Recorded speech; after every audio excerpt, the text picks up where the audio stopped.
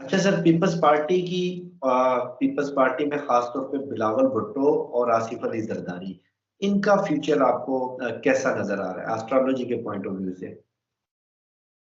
Sir, हाँ, बड़ा अच्छा क्वेश्चन किया। मेरे जहन में आ रहा था। सर, एस्ट्रोलॉजी के पॉइंट ऑफ व्यू से ना, जो है ना जरदारी का, अब उनका फ्यूचर मुझे ना कुछ बहुत ब्राइट नजर नहीं आ रहा जरदारी का, अगर उनके पर्सनल बात करें ना। हाँ, लेकिन ना इनका बिलावल भुट्टो का फ्यूचर है सर। बिलावल भुट्टो का जायचा जो है ना, वो सपोर्ट करता है उनको। वो मैंने रीड किया है उनका जायचा। वो अच्छा है जायचा उनका। और अब आने वाले दिनों में आप देखेंगे कि जरा थोड़े से जो ओल्ड है ना हमारे सियासतदान, वो आप उनकी ना छुट्टी होती हुई या छांटी होती हुई देखेंगे। वो उसमें आप नए नए चेहरे बहुत अब आएंगे आपके सामने सर। बिलावल भुट्टो बिल्कुल आ सकते हैं, वो फिर सियासत में आएंगे और फ्यूचर में किसी ना किसी ओहदे पर भी आ सकते हैं। बिलावल भुट्टो का हॉरोस्कोप उनको सपोर्ट कर रहा है। और उनका हॉरोस्कोप बुरा नहीं है, उनका हॉरोस्कोप पॉलिटिशियन के हवाले से अच्छा है उनका हॉरोस्कोप। और और बल्कि पीपल्स उनकी पार्टी। जो, जी जी, उनकी सिस्टर एक आसफा भुट्टो, उनका उस इनसे भी अच्छा है। अच्छा, आसफा भुट्टो का बिलावल जी से भी अच्छा है हाल। जी, उनका बिलावल से भी अच्छा है, पॉलिटिक्स के पॉइंट ऑफ व्यू से, सियासत के पॉइंट ऑफ व्यू से। और तो जरदारी साहब का तो फिर उनका तो क्या ही कहना। लेकिन अब वो जरदारी साहब नहीं दोबारा आ सकते, उनको हेल्थ के इश्यूज और कुछ ऐसी अभी प्रॉब्लम्स, और अब ऐसे होता है कि वो हो सकता है कि इस काबिल ही ना रहे कि वो वजीर आजम बन सके। तो आसफा भुट्टो सियासत में आती हुई नजर आ रही है, उनका हॉरोस्कोप क्या बताता है? जी, सियासत में बिल्कुल आएंगी आसफा भुट्टो। आप फ्यूचर में देखेंगे कि वो जरूर आएंगी सियासत में, और सियासत में आकर अच्छा नाम पैदा करेंगी आसफा भुट्टो। उनका हॉरोस्कोप मैंने देखा है, बहुत सपोर्टिव हॉरोस्कोप है उनका। और सर, पीपल्स पार्टी की पोजीशन क्या नजर आ रही है? अगर इलेक्शन होते हैं, फरवरी में होते हैं, सिंध हुकूमत उनको मिल जाएगी, या मरकज में भी कोई शेयर मिलेगा, या उनके कहने के जो जितनी स्ट्रेंथ है पीपल्स पार्टी की उससे कुछ ज्यादा मिलता नजर आ रहा है, या डैमेज होगा क्या? सूरत हाल बनती देख रहे हैं आप? सर, बात वही है कि फ्री एंड फेयर इलेक्शन अगर तो होते हैं तो पीपल्स पार्टी की सिंध में तो उनकी मेजॉरिटी है, और वहाँ पर तो डेफिनेटली वो रहेंगे। तो सिंध में तो वो बिल्कुल उनकी मेजॉरिटी रहेगी, उनकी जो एस्ट्रोलॉजी के पॉइंट ऑफ व्यू से है। लेकिन उनकी जो मकबूलियत का ग्राफ है ना sir, all over the Pakistan उस लेवल का अब नहीं रहा। वो ग्राफ अब नहीं रहा। लेकिन चूंकि सिंध में अभी उनका है, उनका ग्राफ, तो all over the Pakistan graph जो है ना सर, वो आपको पता ही है, सभी जानते हैं कि किनका इस वक्त हाई है अगर फ्री एंड फेयर इलेक्शन होते हैं। तो ये तो एक पूरी ग्राउंड रियलिटी है कि क्या हो सकता है अगर फ्री एंड फेयर इलेक्शन होंगे। तो फिर तो पीटीआई ही है आगे। लेकिन इनको, इनका वोट बैंक जो है ना, वो इनका वोट बैंक पीएमएलएन से बेहतर है, पीपल्स पार्टी का। अच्छा, आप कह रहे हैं कि इनका पीएमएलएन से बेहतर है जो अभी नजर आ रहा यस है? सर। जी जी, उनका अभी जो करंट सूरत हाल है ना, उसमें पीपी का बेहतर है अभी। अच्छा और सर, बिलावल भुट्टो अभी काफी एक्टिव हैं। सर आपसे आखिरी सवाल। जस्टिस काजी फाइज ईसा बड़े मुतर्रक नजर आ रहे हैं इस वक्त टीवी स्क्रीनों पर।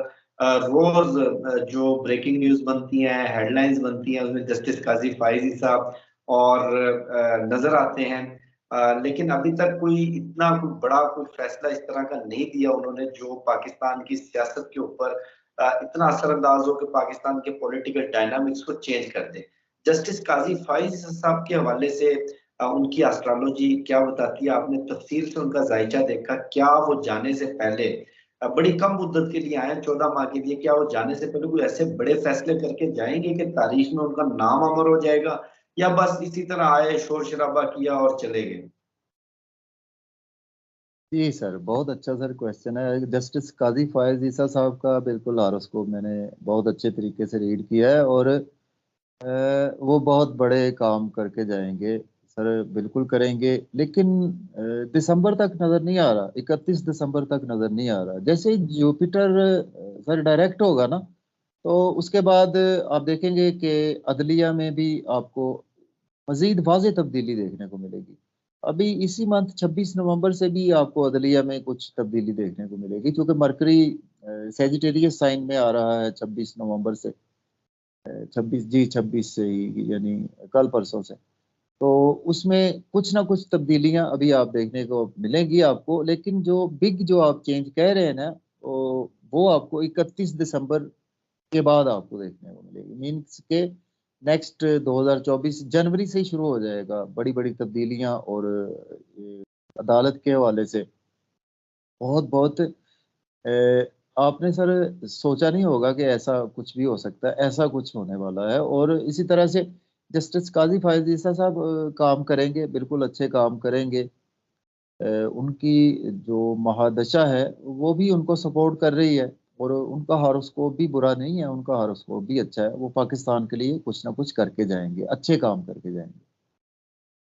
इंशाल्लाह उम्मीद करते हैं कि पाकिस्तान के लिए अच्छे काम करके जाए। मेरी समझ के मुताबिक तो यही वक्त है। जी पाकिस्तान जितने क्राइसिस में आज है, यही वक्त ज़रूरत है कि आगे बढ़ें, इसको ऑन करें, इन मसाइल से निकालें। सर आखिरी आपसे मैं एक छोटी सी दरख्वास्त करना चाहूँगा, कोई ऐसा रूहानी अमल जो इंसान का जो कनेक्शन है रब ताला से बराह रास्त जोड़ दे। हर पाकिस्तानी, हर शख्स इस वक्त मुश्किलात का शिकार है। किसी को माशी मसाइल हैं, किसी को फैमिली के मसाइल हैं, किसी को बेऔलादी के मसाइल हैं। ये छोटी सी आपसे सर दरख्वास्त है कि कोई ऐसा रूहानी अमल जो आज कल मतलब इन दिनों के अंदर जो जरूरी हो करना। तो सर रूहानी अमल, सर हम तो खुद गुनाहगार से बंदे हैं।